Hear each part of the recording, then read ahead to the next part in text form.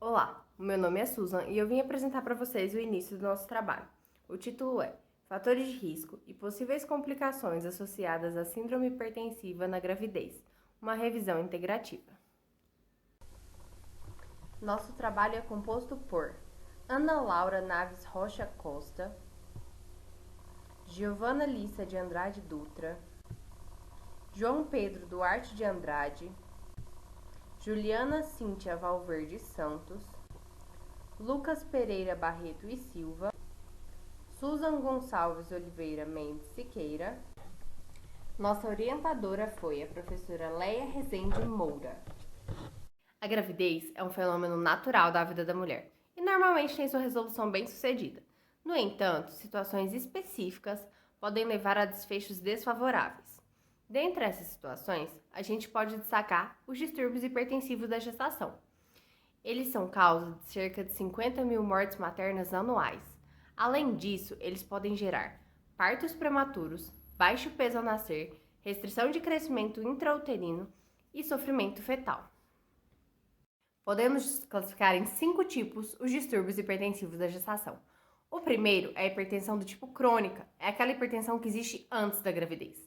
A segunda é a hipertensão gestacional, sem presença de pré-eclâmpsia, e a pressão arterial volta ao normal em até 12 semanas após o parto. A terceira é a pré-eclâmpsia. Ela é descoberta após 20 semanas de gestação e tem sua resolutividade em até 12 semanas após o parto. A sua principal característica é a presença de proteínas na urina, a proteinúria. O quarto tipo é a eclâmpsia. É a presença da pré-eclâmpsia, ou seja, da proteinúria, associada a convulsões ou coma. E o último tipo é a hipertensão crônica sobreposta por pré-eclâmpsia. É uma hipertensão prévia, que essa gestante já tem, associada à doença renal.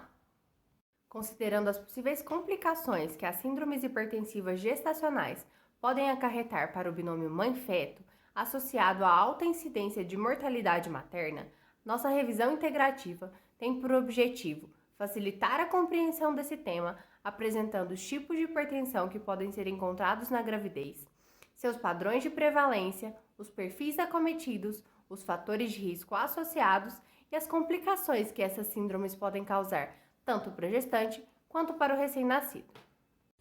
Olá, meu nome é Ana Laura e hoje eu vou apresentar para vocês sobre a metodologia do nosso trabalho. Para a produção de nossa revisão integrativa, buscamos através das plataformas Cielo, Google Acadêmico e PubMed os seguintes descritores: hipertensão arterial, hipertensão gestacional, hipertensão cardiovascular e gravidez, com o booleano AND em nossas pesquisas. Dessa forma, encontramos centenas de artigos, mas optamos trabalhar apenas com 20 desses. Como critério de inclusão, escolhemos todos aqueles que foram produzidos entre os anos de 2016 e 2021, ou seja, os últimos 5 anos, e que estavam na língua inglês, português e espanhol. Além disso, buscamos também aqueles artigos que poderiam responder aos objetivos da nossa pergunta norteadora. Como critério de exclusão, tiramos todos aqueles que não eram produções originais, que possuíam objetivos muito amplos e que dessa forma não poderiam responder à nossa pergunta, e assim chegamos a esses 20 artigos que vamos trabalhar a seguir. Quanto aos perfis acometidos, a maioria das mulheres tinham menos de 18 anos ou mais de 35 anos de idade, sendo que para as mais jovens, um dos principais fatores era a baixa frequência do pré-natal e já para as mais velhas, a maior chance de se ter um comprometimento vascular. Já com relação à gestação, a maioria das mulheres eram multíparas e estavam na sua segunda gravidez, sendo que o tipo de parto prevalente foi o parto cesariano.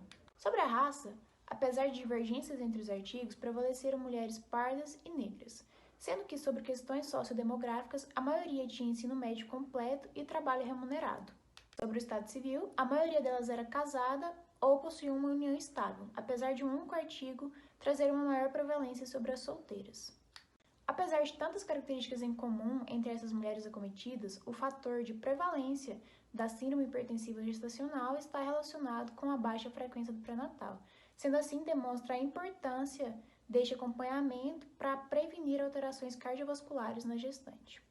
Em relação à incidência e prevalência, a hipertensão é a principal causa de morte materna na América Latina, e no Brasil não é diferente, além de ocupar o primeiro lugar dentre as afecções próprias do ciclo gravídico puerperal, com uma proporção de 37%. Dentre as diversas classes de síndrome hipertensiva gestacional, a eclâmpsia é a que mais causa óbitos maternos.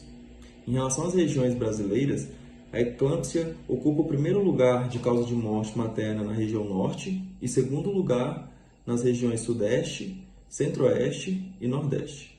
É importante ressaltar que, dentre os casos, houve predomínio de primigestas e a faixa etária de 26 a 30 anos. Vale salientar que nos países desenvolvidos, a incidência de eclâmpsia é menor, sendo a taxa de acometimento materno 3 vezes maior nos países subdesenvolvidos. Constatou-se, entretanto, que a incidência de morte é homogênea, não tendo relação com fatores socioeconômicos. Outro ponto importante é que a taxa de incidência teve associação com fatores genéticos, uma vez que acometeu mais mulheres que possuíam antecedentes familiares com hipertensão arterial. Além disso, notou-se que, além do fator antecedente, o elevado ganho de peso ao longo das semanas gestacionais, associado à baixa frequência de atividade física, predispõe as mulheres a desenvolver hipertensão gestacional.